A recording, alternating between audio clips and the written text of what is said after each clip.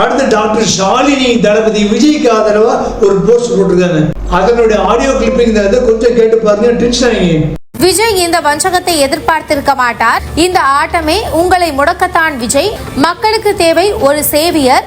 எல்லா சேவியர்களுக்கும் கதி ஒன்றுதான். இன்று நீர் சிலுவையில் அறையப்பட்டு உள்ளீர். அந்த மந்தைக்கு ஒரு நல்ல மேய்ப்பன் அமையட்டும்.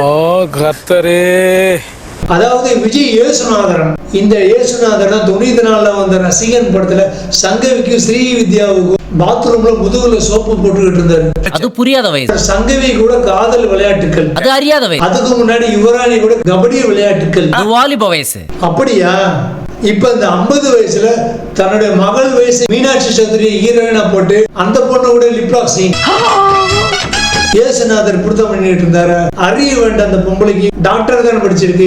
இந்த பொம்பளையோட பொண்ணு மீட்டிங்ல இப்படி ஏதாவது ஆயிருந்தா இப்படிதான் விஜய் இயேசுநாதர் முருகன் எல்லாம் சொல்லிட்டு இருக்குமா? படிச்சவங்களே இப்படி தற்கொலைகளா இருக்காங்க, அப்புறம் மத்தவங்களை என்ன சொல்றது?